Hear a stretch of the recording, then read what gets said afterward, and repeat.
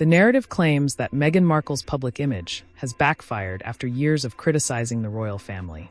The speaker argues that what was once promoted as a modern royal love story has instead become a difficult reckoning, suggesting that Meghan is now facing the consequences of her past actions. According to the commentary, her repeated public complaints and portrayal of herself as a victim have ultimately damaged her reputation, with recent reports allegedly painting a picture of someone confronting a much harsher reality than the glamorous future many expected. The speaker also questions Meghan's past statements about not knowing much about Prince Harry before they met, expressing disbelief that she would not have thoroughly researched him. They go on to share an anecdote from a former assistant who reportedly worked at the UK PR agency Meghan hired before meeting Prince Harry. According to this account, Meghan had retained a British public relations firm despite not living in the UK at the time, leading the speaker to speculate that she was attempting to raise her profile. The former assistant allegedly described Meghan as an acquired taste and claimed she was not particularly popular among agency staff. Building on those claims, the speaker argues that Meghan carefully cultivated a public image through strategic PR efforts. They recall watching her engagement interview with Prince Harry and feeling that her responses appeared rehearsed and artificial. The speaker suggests that Meghan was presented as the perfect match for Harry, a humanitarian who loved charity work in Africa, but insists this image felt manufactured rather than genuine. They also criticize memorable moments from the interview, including Meghan's comments about not knowing Harry and the couple's story about roasting a chicken, saying these moments reinforced their doubts. The commentary then shifts to Meghan's current business ventures, claiming she is now facing major decisions about her career and public image after a series of reported setbacks. The speaker alleges that her lifestyle brand, as ever, has struggled commercially, leaving significant unsold inventory, including products with expiration dates such as jam and edible flowers. They argue that these luxury items fail to appeal to ordinary consumers who are dealing with rising living costs. According to the speaker, the latest reports suggest Meghan is now caught between public expectations and the reality of her current situation, as the success once predicted for her post-royal career has reportedly failed to materialize. The speaker continues by criticizing Prince Harry and Meghan Markle's decision to step away from royal duties in 2020, arguing that their promise to live a life of service and seek privacy has not matched their public actions. According to the commentary, Meghan has continued to seek media attention rather than maintaining a private life.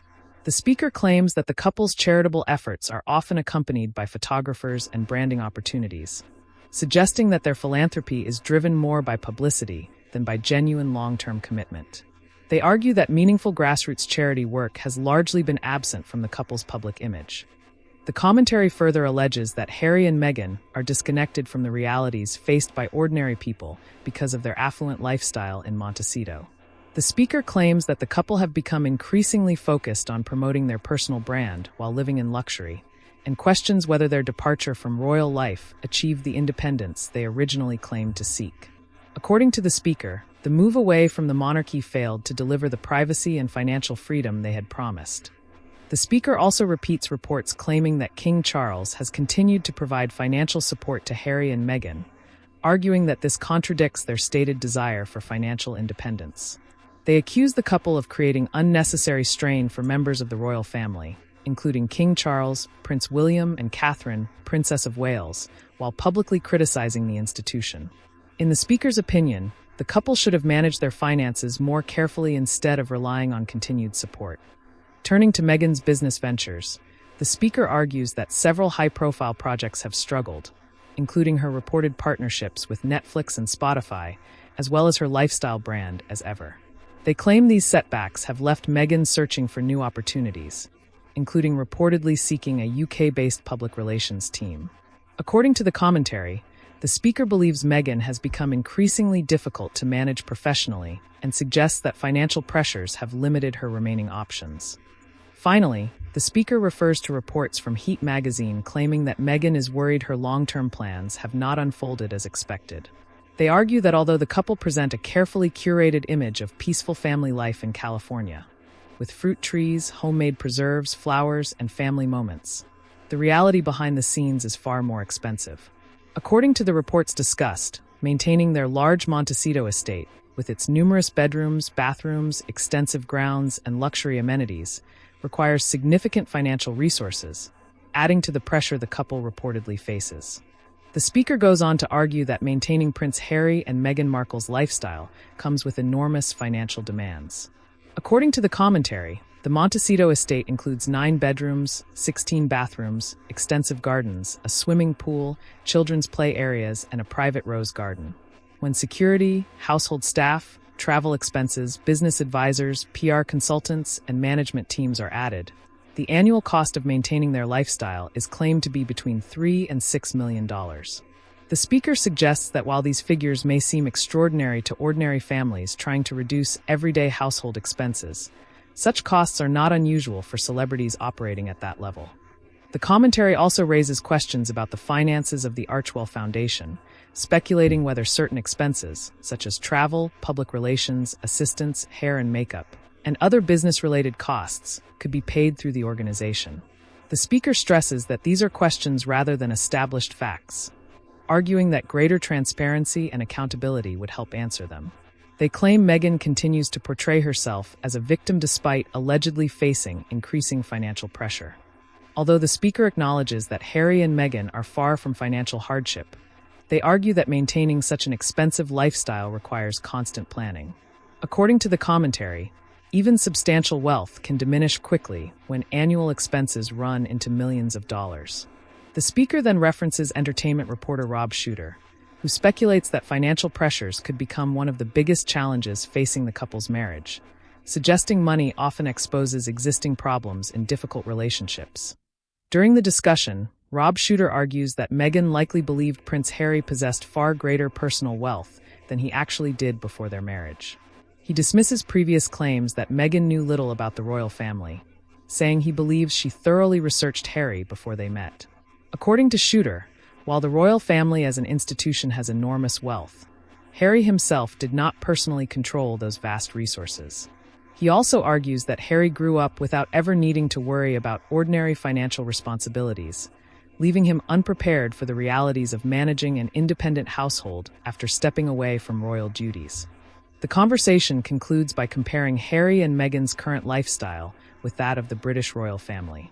Shooter notes that although the couple own an impressive multi-million-dollar home in Montecito and enjoy a lifestyle most people would envy, it still falls short of the royal standard Harry experienced growing up. He points out that even some of the world's wealthiest celebrities do not live on the same scale as the British monarchy, arguing that the privileges of royal life are supported by generations of accumulated wealth rather than personal income alone. According to Shooter, Meghan and Harry continue to live comfortably by most standards, but the lifestyle they expected after leaving the royal family has proven far more difficult to sustain than they may have anticipated. The discussion continues with Rob Shooter arguing that, although Prince Harry and Meghan Markle live in an affluent community in Montecito, they are no longer among the wealthiest or most influential residents there. He suggests that Harry grew up accustomed to the privileges of royal life, where he was surrounded by extraordinary wealth, and claims Meghan expected to marry into that same level of financial security. According to Shooter, Harry's lack of a traditional career and the couple's high spending have contributed to ongoing financial pressure. He also references reports speculating about possible financial difficulties, while emphasizing that the couple continue to spend as though substantial income is still flowing in. When asked how long he believes the marriage will last, Shooter predicts the couple could separate within the next 2 years. He argues that financial strain often exposes deeper problems in relationships, and suggests that Harry and Meghan currently remain together partly because they see themselves as united against public criticism. In his view, they have become deeply invested in the narrative that they are misunderstood by the outside world, but believes serious financial challenges could eventually cause that shared outlook to collapse.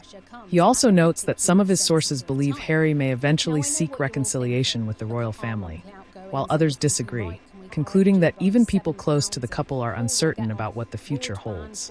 Returning to the main commentary, the speaker predicts that media coverage of Prince Harry will become increasingly sympathetic, while Meghan Markle will continue to face more critical reporting.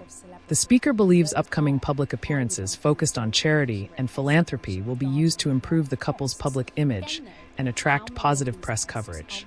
According to the commentary, these charitable engagements are viewed as part of a broader effort to rebuild their profile following recent setbacks. The speaker closes by referring again to reports claiming that King Charles has continued to support Harry financially, describing those claims as troubling. In their opinion, this stage of King Charles's life should be one in which his son provides emotional support rather than creating additional challenges. The commentary concludes by arguing that Harry and Meghan continue to rely on a victim narrative that has lost credibility with much of the public. The speaker encourages viewers to share their opinions, subscribe for future content, and promises to continue examining royal news with what they describe as evidence-based analysis rather than clickbait or sensationalism.